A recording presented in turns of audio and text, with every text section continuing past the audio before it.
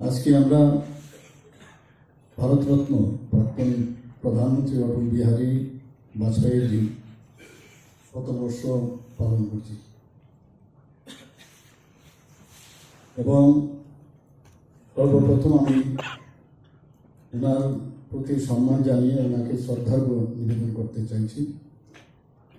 এবারের যে সুশাসন দিবস, যা নাকি 2014 সালে মাননীয় প্রধানমন্ত্রী শ্রী নরেন্দ্র মোদীজি ওনার জন্মদিনকে সুশাসন দিবস হিসাবে পালন করার জন্য আহ্বান রাখেন এবং এইবারের যে থিম সেটা হচ্ছে ইন্ডিয়াস পাথ টু এ বিকশিত ভারত, অর্থাৎ empowering citizens through good governance and digitalization.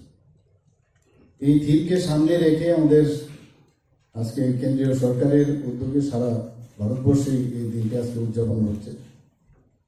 গতকালও আমি একদিন আগে আমাকে ইনভাইট করেছিল হরিয়ানাতে, ওখানে একটা ইউনিভার্সিটি আছে, সেই ইউনিভার্সিটিতে কিছু বলার জন্য সেখানেও আমি গেছি। ওখানকার যে হরিয়ানার মুখ্যমন্ত্রী সেখানে উপস্থিত ছিলেন এবং অর্থমন্ত্রী আমাদের ছত্তিশগড়ের উনিও সেখানে উপস্থিত ছিলেন, অন্যান্য ডিগনিটারিজ ভাইস চ্যান্সেলররা ওখানে উপস্থিত ছিলেন। মূল উদ্দেশ্য ছিল সেখানে যাওয়া, যে ত্রিপুরা সম্পর্কে আমাকে নিয়ে যাওয়ার মেইন উদ্দেশ্য যেটা, যে ত্রিপুরা সম্পর্কে জাতীয় স্তরে অনেক কিছু জানেন, সেটা একটা সুযোগ হয়েছে। সুশাসনের বিষয় ত্রিপুরাতে আমরা কিভাবে করছি, আগে কি ছিল আর এখন কি। আমাদের মনে আছে যখন আমরা সার্জারি করতাম প্রি অপ আর পোস্ট অপ দেখাতাম, তো আগে আমরা 2018 আগে কি অবস্থা ছিল, 2018 পরে কি হয়েছে, সেই সুবিধাটা হয়ে গেল সেখানে বলা। আমি যেখানে যতটুকু সম্ভব আমি বলেছি। তো আজকে আমরা জানি পণ্ডিত দীনদয়ালজি উনি সবসময় যেটা বলতেন, আমাদের মার্গদর্শন উনি দিয়েছেন। ওনার সম্পর্কে অনেকেই আমরা জানতাম না বা আমাদের জানতে দেওয়া হতো না। উনি বলতেন যে অন্তিম ব্যক্তি পর্যন্ত সরকারের যে সুযোগ সুবিধা সেগুলো অন্তিম ব্যক্তি পর্যন্ত পৌঁছাতে হবে। এটা হচ্ছে আসল কথা।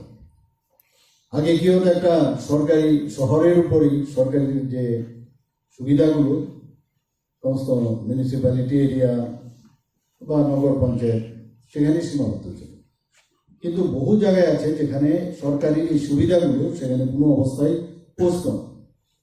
সুশাসনের যে কথা আমরা বারবার বলছি, তার মেইন উদ্দেশ্য সেখান থেকে উনি বলতেন যে অন্তিম ব্যক্তি পর্যন্ত সরকারি সুযোগ সুবিধা পৌঁছাতে হবে এবং সেটাকে মাথায় রেখে আমাদের ভারতরত্ন প্রাক্তন প্রধানমন্ত্রী অটল বিহারী বাজপেয়ী সেই দিশায় উনি কাজ করে গেছেন। আর সেটাকে আমাদের বর্তমান প্রধানমন্ত্রী নরেন্দ্র মোদীজি সেই দিশায় উনিও কাজ করছেন। যতগুলো আপনি দেখবেন স্কিম যতগুলো তৈরি হয়েছে, প্রধানমন্ত্রী আয়ুষ্মান ভারত বলুন, প্রধানমন্ত্রী জন আরোগ্য যোজনা বলুন, যাই বলুন, সমস্ত জায়গায় আমাদের সমস্ত স্কিমগুলো পেশ করেছেন গ্রামীণ যে প্রান্তিক ব্যক্তি তাদের জন্য। আমরাও কিন্তু সেই বিষয়ে আমাদের যতগুলো স্কিম হয়েছে সেগুলো কিন্তু আমরা করেছি এবং এখন তো স্কিম তো করলাম,